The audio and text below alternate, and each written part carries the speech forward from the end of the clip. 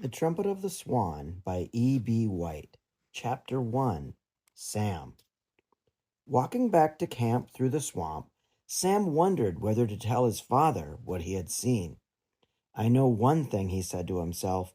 "I'm going back to the little pond again tomorrow. And I'd like to go alone. If I tell my father what I saw today, he will want to go with me. I'm not sure that's a very good idea." Sam was 11. His last name was Beaver. He was strong for his age and had black hair and dark eyes like an Indian. Sam walked like an Indian too, putting one foot straight in front of the other and making very little noise. The swamp through which he was traveling was a wild place. There was no trail, and it was boggy underfoot, which made walking difficult. Every 4 or 5 minutes, Sam took his compass out of his pocket and checked his course to make sure he was headed in a westerly direction. Canada is a big place. Much of it is wilderness. To get lost in the woods and swamps of western Canada would be a serious matter. As he trudged on, the boy's mind was full of the wonder of what he had seen. Not many people in the world have seen the nest of a trumpeter swan. Sam had found one on the lonely pond on this day in spring. He had seen the two great white birds with their long white necks and black bills.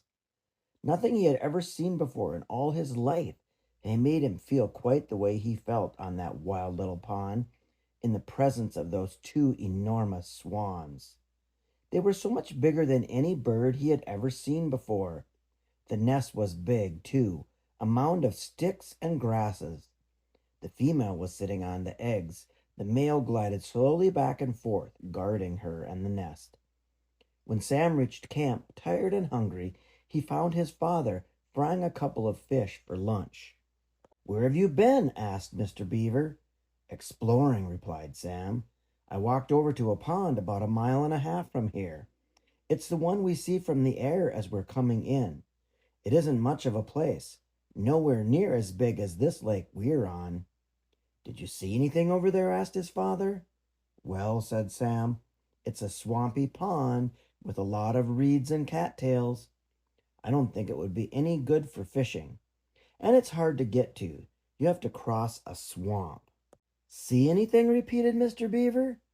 "I saw a muskrat," said Sam, "and a few red-winged blackbirds." Mr. Beaver looked up from the wood stove where the fish were sizzling in a pan. "Sam," he said, "I know you like to go exploring, but don't forget, these woods and marshes are not like the country around home in Montana. If you ever go over to that pond again, be careful you don't get lost. I don't like you crossing swamps. They're treacherous. You could step into a soggy place and get bogged down, and there wouldn't be anybody to pull you out." "I'll be careful," said Sam. He knew perfectly well he would be going back to the pond where the swans were, and he had no intention of getting lost in the woods. He felt relieved that he had not told his father about seeing the swans, but he felt queer about it too. Sam was not a sly boy, but he was odd in one respect. He liked to keep things to himself, and he liked being alone, particularly when he was in the woods. He enjoyed the life on his father's cattle ranch in the sweet grass country in Montana. He loved his mother. He loved Duke, his cow pony. He loved riding the range. He loved watching guests who came to board at the Beavers' ranch every summer. But the one thing he enjoyed most in life was these camping trips in Canada with his father. Mrs. Beaver didn't care for the woods, so she seldom went along. It was usually just Sam and Mr. Beaver. They would motor to the border and cross into Canada. There Mr. Beaver would hire a bush pilot to fly them to the lake where his camp was, for a few days of fishing and loafing around and exploring. Mr. Beaver did most of the fishing and loafing. Sam did the exploring. And then the pilot would return to take them out. His name was Shorty. They would hear the sound of his motor and run out and wave and watch him glide down onto the lake and taxi his plane on into the dock. These were the pleasantest days of Sam's life, these days in the woods. Far, far away from everywhere. No automobiles, no roads, no people, No noise, no school, no homework, no problems, except the problem of getting lost. And, of course, the problem of what to do when he grew up. Every boy has that problem. After supper that evening, Sam and his father sat for a while on the porch. Sam was reading a bird book. "Pop," said Sam, "do you think we'll ever be coming back to camp again about a month from now? I mean, in about 35 days or something like that?" "I guess so," replied Mr. Beaver. "I certainly hope so. But why 35 days? What's so special about 35 days?" "Oh, nothing," said Sam. "I just thought it might be very nice around here in 35 days." "Well, that's the craziest thing I ever heard of," said Mr. Beaver. "It's nice here all the time." Sam went indoors. He knew a lot about birds, and he knew it would take a swan about 35 days to hatch her eggs. He hoped he could be at the pond to see the young ones when they came out of their eggs. Sam kept a diary, a day book about his life. It was just a cheap notebook that was always by his bed. Every night before he turned in, he would write in the book. He wrote about things he had done, things he had seen, and thoughts he had had. Sometimes he drew a picture.